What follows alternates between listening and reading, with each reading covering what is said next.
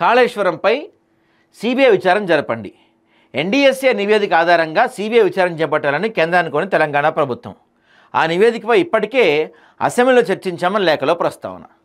ఇది ఎంత కామెడీ విషయం అంటే నిజంగా గతంలో అంటుండేవాళ్ళు కొండందో వెలుకను పట్టారు అంటే నేను అరే ఏంటబ్బా అనుకునేటవాడిని. ఇప్పుడు మనోళ్ళు నిజంగానే కొండందో వెలుకను పట్టారు.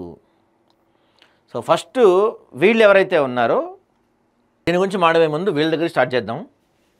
హరీష్ రావును కేసీఆర్ సుప్రీం కోర్టులో పిటిషన్లు వేశారు.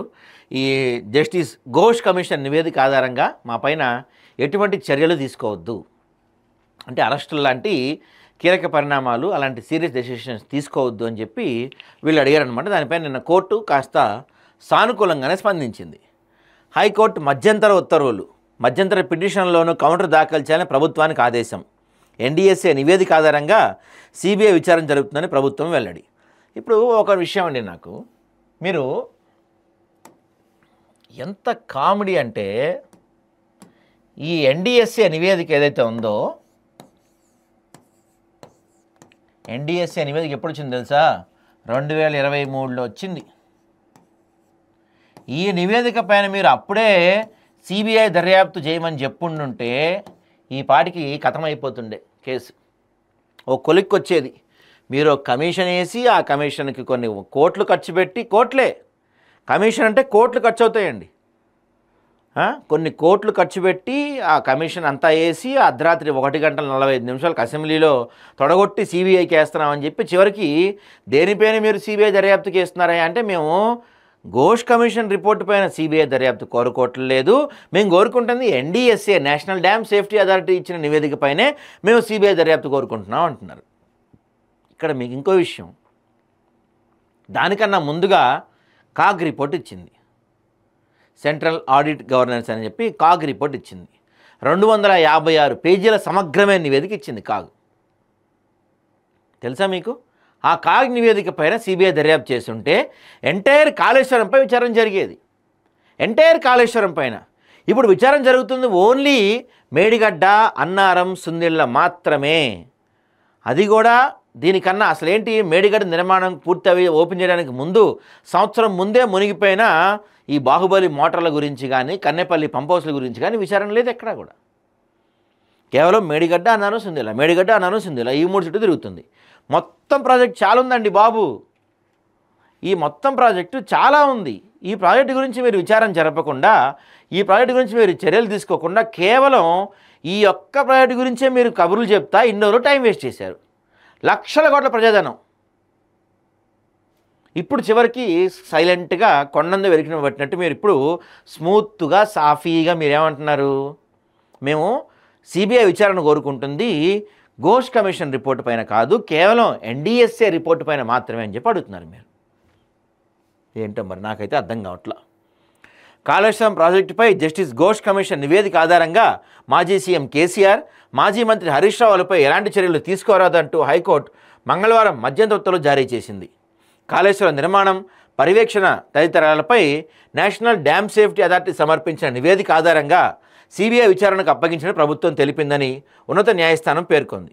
జస్టిస్ ఘోష్ కమిషన్ నివేదిక ఆధారంగా ఎలాంటి చర్యలు తీసుకోబోమన్న ప్రభుత్వ హామీని రికార్డు చేసింది. మధ్యంతర పిటిషన్లతో పాటు ప్రధాన పిటిషన్లోనూ కౌంటర్లు దాఖలు చేయాలని ప్రభుత్వాన్ని ఆదేశిస్తూ విచారణను హైకోర్టు 7వ తేదీకి వాయిదా వేసింది. దాంతోపాటు అడిగారంటే చర్యలేమని తీసుకున్నారా అని. చర్యలేం తీసుకోకుండా ఆదేశాలు ఇవ్వాలంటూ కేసీఆర్, హరీష్ రావు దాఖలు చేసిన మధ్యంతర పిటిషన్లపై ప్రధాన న్యాయమూర్తి justice Aparesh Kumar Singh, justice GM Mohiuddin ఖాన్లతో కూడిన ధర్మాసనం మంగళవారం విచారణ చేపట్టింది. నివేదిక అసెంబ్లీలో పెట్టారా, ఏమైనా చర్యలు తీసుకున్నారా అంటూ అడ్వకేట్ జనరల్ ప్రశ్నించింది. ఏజీ సుదర్శన్ రెడ్డి వాదనలు వినిపిస్తూ కమిషన్ నివేదికపై అసెంబ్లీలో చర్చ జరిగిందని, చర్యల నివేదిక చర్చించాలని తెలిపారు. ధర్మాసనం జోక్యం చేసుకుంటూ కమిషన్ నివేదిక ఆధారంగా సిబిఐ విచారణ కొనసాగుతుందని ప్రశ్నించింది. దానికి ఏజీ స్పందిస్తూ జస్టిస్ ఘోష్ కమిషన్ నివేదిక ఆధారంగా సిబిఐ విచారణ జరపదని హామీ ఇచ్చారు. ఎన్డీఎస్ఏ నివేదికతో పాటు ఇతర సమాచార ఆధారంగా విచారణ జరపాలని కోరామన్నారు. సిబిఐ విచారణ కోసం వ్యక్తుల పేర్లు ఇవ్వాలని తెలిపారు. కమిషన్ నివేదికపై అసెంబ్లీలో చర్చ జరిగిందని, నివేదిక ఆధారంగా ప్రభుత్వం తగిన చర్యలు చేపడుతుందని చెప్పారు. కమిషన్ నివేదిక ఆధారంగా విచారణ చేపట్టకుండా ఉత్తర్వులు ఇవ్వండి అని. ఎందుకు అంత భయపడిపోతున్నా అర్థం కావట్లేదు. మరి ఒక పక్కన ప్రభుత్వమే కమిషన్ నివేదిక ఆధారంగా ఇవ్వట్లేదు కదా, మరి ఇంకేంటి వీళ్ళకి ప్రాబ్లం? ఇక్కడ ఇంకో ప్రధాన పాయింట్ ఏంటంటే మన దగ్గర సిబిఐ లేదండి. మన దగ్గర 2002లో కేసీఆర్ గారు తెలంగాణలోకి సిబిఐ రావడానికి లేదు అని చెప్పి ఒక జీవో ఇచ్చారనమాట. సో ఆ జీవో ప్రకారం తెలంగాణలోకి డైరెక్ట్గా వచ్చి సిబిఐ ఎంక్వైరీ చేస్తానికి లేదు. ఇప్పుడు ఆ సిబిఐకి తలుపులు తెరిచారు ముఖ్యమంత్రి రేవంత్ రెడ్డి గారు.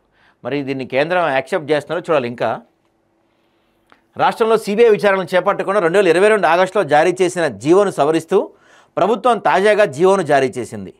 కాళేశ్వరం ప్రాజెక్టుపై సిబిఐ విచారణ జరిపించాలని రాష్ట్ర ప్రభుత్వం కేంద్రాన్ని కోరిన నేపథ్యంలో అందుకు అనుగుణంగా తాజా జీవో వెలువరించింది. మేడిగడ్డ బ్యారేజ్ వైఫల్యానికి ప్రణాళిక, డిజైన్, నిర్మాణం, నాణ్యతా లోపాలు కారణమని నేషనల్ డ్యామ్ సేఫ్టీ అధికారులు ఇచ్చిన తుది నివేదికలోని అంశాల ఆధారంగా సిబిఐ విచారణ జరపబోతుంది. జస్టిస్ ఘోష్ కమిషన్ నివేదికను కూడా జీవోలో ప్రభుత్వం పేర్కొంది.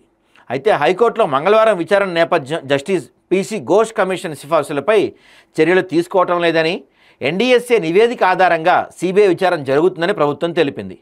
రాష్ట్రంలో సిబిఐ ప్రవేశానికి వీలు కల్పిస్తూ సోమవారం ఇచ్చిన జీవోలో కూడా మేడిగడ్డ, అన్నారం, సుందిళ్ల బ్యారేజ్ నిర్మాణంలో వైఫల్యాల విచారణని పేర్కొనటం ప్రాధాన్యత సంతరించుకుంది. న్యాయ విచారణ కమిషన్ నివేదికపై కోర్టులో కేసు ఉన్నందున ఎన్డీఎస్ఏ నివేదికలోని అంశాలపై విచారణ చేపట్టాలని కేంద్రానికి రాసిన లేఖలో ప్రభుత్వం పేర్కొనడం స్పష్టమవుతుంది. ఇక 2022 ఆగస్టులో జారీ చేసిన జీవోకు సడలింపిస్తూ సోమవారం జారీ చేసిన జీవోను వెంటనే కేంద్రానికి పంపగా అందినట్లు సిబిఐ డైరెక్టర్ నుంచి అక్నాలజ్మెంట్ కూడా సోమవారమే వచ్చింది. దీంతో కాళేశ్వరం బ్యారేజ్ అంశం ఇక సిబిఐ చేతిలోకి వెళ్ళిపోయింది. ఒక్కసారి మనం తెలుగు రాష్ట్రాల్లో సిబిఐ చేతిలో ఉన్న కేసులు ఏవేంటి, వాటి యొక్క పరిస్థితి ఎలా ఉందో ఆలోచిస్తే కనుక మనం ఎప్పుడో 2007లో చంపేయబడింది ఆయేషా మీరా. ఆ కేసు సిబిఐ తేల్చలేక పక్కన పెట్టింది. జగన్ అక్రమాస్తుల కేసు 16 నెలలు జైల్లో ఉంచారు. ఆ తర్వాత 26 ఛార్జ్షీట్లు పడినాయి, కానీ ఒక్కదానిపైన కూడా అతిగతి లేదు, అది కూడా పక్కన ఉంది. ఆ తర్వాత రీసెంట్గా సుగాలి ప్రీతి కేసు కూడా సిబిఐ చేతిలోనే ఉంది. అంతేందుకు మన కవిత కేసు, లిక్కర్ స్కామ్ కేసు కూడా సిబిఐ చేతిలోనే ఉంది. ఎప్పటి ఈ కేసులన్నీ అప్పుడెప్పుడో 2G స్కామ్ కేసు గుర్తుందా మీకు? 2G స్కామ్ కేసు దగ్గర నుంచి సిబిఐ చేతిలో పెద్ద పెద్ద కేసులు చాలానే ఉన్నాయి. ఒక్క దాంట్లో కూడా తేలదు కూడా. అసలు మొన్న అర్ధరాత్రి 1:45 సిబిఐకి దర్యాప్తుకి ఇవ్వమని చెప్తున్నప్పుడు రేవంత్ రెడ్డి దానికి కేవలం కొన్ని గంటల ముందండి, ఎక్కువ కూడా అవ్వలేదండి బాబు, కేవలం కొన్ని గంటల ముందు ఆయన సిబిఐ అంటే కేంద్రం చేతిలో ఉండి పనిచేసిద్ది, కేంద్రం చేతిలో ఉండి పనిచేసే ఒక సంస్థ అని చెప్పి ఆరోపించిన ఆయన మరి ఇప్పుడు దీన్ని సిబిఐకి ఎందుకు బదిలీ చేశారో అర్థం కావట్లేదు. ఓవరాల్గా అర్థమవుతున్న విషయం ఏంటంటే, ప్రజలందరూ అర్థం చేసుకోవాల్సిన విషయం ఏంటంటే, ఓవరాల్గా కాళేశ్వరం సిబిఐకి వెళ్ళటం వల్ల ఒరగేది ఏమీ లేదు, పక్కన పెట్టేసినట్టే. ఇక బీజేపీకి ఏమైనా ఇంట్రెస్ట్ ఉండి, లేకపోతే వాళ్ళు ఏమైనా పార్టీని విలీనం చేసుకోవాలనో, ఇంకేదైనా గట్టిగా ఇచ్చేయాలనో వాళ్ళు ఏమైనా ప్లాన్ చేసి దీనిపైన కొంత సీరియస్గా యాక్షన్ తీసుకొని ఫాస్ట్గా వెళ్తే ఏమన్నా కేసీఆర్ కేటీఆర్ అరెస్ట్ అవుతాయి తప్పించి ఒరిగేది ఏమీ లేదు. మనకు తిరిగి రూపాయి కూడా రాదు. రూపాయి రాకపోయింది. ఇప్పుడు ఏదైతే పనికిరావని చెప్తున్న మేడిగడ్డ, అన్నారం, సుందిళ్ల కూడా తిరిగి పనిచేసే పరిస్థితి కనపడతలేదు. మరి ఈ సంవత్సరం టైం వేస్టు, ఈ ఘోష్ కమిషన్కి కొన్ని కోట్లు డబ్బులు వేస్టు, ఇవన్నీ వేస్ట్. సిబిఐకి ముందే ఇచ్చేస్తే అయిపోయేది కదా. సరే, రాష్ట్రంలోకి సిబిఐ ప్రవేశాన్ని నిరోధిస్తూ 2022 ఆగస్టు 30న జారీ చేసిన జీవో 51ని సవరిస్తూ ప్రభుత్వం సోమవారం జీవో 104ను జారీ చేసింది. ఏ అంశంపై విచారణ జరపాలో అందులో పేర్కొంది. కాళేశ్వరం సాగునీటి ప్రాజెక్టులో భాగంగా గోదావరిపై మేడిగడ్డ, అన్నారం, సుందిళ్ల బ్యారేజ్ నిర్మించారు. 2023 అక్టోబర్ 21న మేడిగడ్డ 7వ బ్లాక్లో 16, 17, 18, 19, 20, 21 పియర్స్ కుంగాయి. 2023 అక్టోబర్ 22న నేషనల్ డ్యామ్ సేఫ్టీ అథారిటీ కమిటీని ఏర్పాటు చేసింది. అదేడాది అక్టోబర్ 24న ఆ కమిటీ పర్యటించింది. నవంబర్ 1న తెలంగాణ ప్రభుత్వానికి నివేదిక ఇచ్చింది. సో 2024 మే 1న మధ్యంతర నివేదిక, 25 ఏప్రిల్ 24న తుది నివేదిక సమర్పించింది. నిర్మాణంలో లోపాలు, ప్లానింగ్, డిజైన్, నాణ్యత తనిఖీలు సరిగా లేకపోవటం వల్ల మేడిగడ్డ బ్యారేజ్ వైఫల్యం చెందినట్లు ఎన్డీఎస్ఏ పేర్కొంది. కాళేశ్వరంపై justice PC Ghosh commission Telangana ప్రభుత్వం 2024 మార్చి 14న ఏర్పాటు చేసింది. కమిషన్ ఏడాది జూలై 31 నివేదిక సమర్పించింది. బ్యారేజ్ నిర్మాణం లోపాలు చోటు చేసుకున్నాయని, అనేక అక్రమాలు జరిగాయని, తీవ్రమైన క్రిమినల్ చర్యలు తీసుకోవాలని సూచించింది. దీనిపై ఆగస్టు 4న మంత్రివర్గం చర్చించి శాసనసభలో నివేదిక ప్రవేశపెట్టాలని నిర్ణయించింది. ఆగస్టు 31న శాసనసభలో చర్చించి మేడిగడ్డ, అన్నారం, సుందిర్ల బ్యారేజ్ నిర్మాణానికి సంబంధించిన అంశాలపై విచారణను సిబిఐకి అప్పగించాలని నిర్ణయించింది. సో ఈ మేరకు 2022 ఆగస్టు 21న జారీ చేసిన ఉత్తర్వులు సడలింపించింది. పబ్లిక్ సర్వెంట్స్, ప్రైవేట్ వ్యక్తులు, కంపెనీలపై దర్యాప్తులకు అవకాశం కల్పించింది. సిబిఐ ప్రభుత్వం పూర్తి సహకారం అందిస్తూనే జీవో పేర్కొనడంతో ఇదే అంశాన్ని కేంద్రం తెలిపింది. సో తర్వాత ఏం కాబోతుందంటే ఇప్పుడు మళ్ళీ ఒకసారి ఇక్కడ సిబిఐ ఒక కమిటీ వేస్తుంది. ఆ సిబిఐ కమిటీ వచ్చి సిబిఐ దర్యాప్తులో ప్రజాప్రతినిధులు బాధ్యులుగా తేలితే వాటిని అరెస్ట్ చేయడానికి గతంలో గవర్నర్ అనుమతి అవసరమయ్యేది. అయితే చట్టంలో జరిగిన మార్పుల ప్రకారం ముందుగానే గవర్నర్ అనుమతి అవసరమని సంబంధిత వర్గాలు తెలిపాయి. జస్టిస్ పీసీ ఘోష్ కమిషన్ తన నివేదికలో మాజీ సీఎం కేసీఆర్, మాజీ మంత్రులు హరీష్ రావు ఈటలను తప్పట్టింది. ఎన్డీఎస్ఏ నివేదికలో ప్రజాప్రతినిధుల పేరు లేనందున ఈ నివేదిక ఆధారంగా సిబిఐ కేసు నమోదుకు గవర్నర్ అనుమతి అవసరం అవుతుందో లేదో చూడాల్సి ఉంటుందని పోలీసు వర్గాలు చెప్తున్నాయి. ఏం లేదండి, ఏముండవు, అరెస్టులు ఏముండవు. ఎందుకంటే ఇప్పుడు ఇంకో కీలకమైన విషయం ఏంటంటే ఈటెల రాజేందర్ బీజేపీలో చాలా కీలకమైన వ్యక్తి. మరి ఇప్పుడు సిబిఐ ఎటువంటి దర్యాప్తు చేయాలని, ఎటువంటి అరెస్ట్ చేయాలన్నా హరీష్ రావు, కేసీఆర్తో పాటు ఈటెలను కూడా అరెస్ట్ చేయాల్సి ఉంటుంది. మరి ఈటెల పైన చర్యలు తీసుకుంటారా బీజేపీ వాళ్ళు అనేది ప్రస్తుతానికైతే సస్పెన్స్.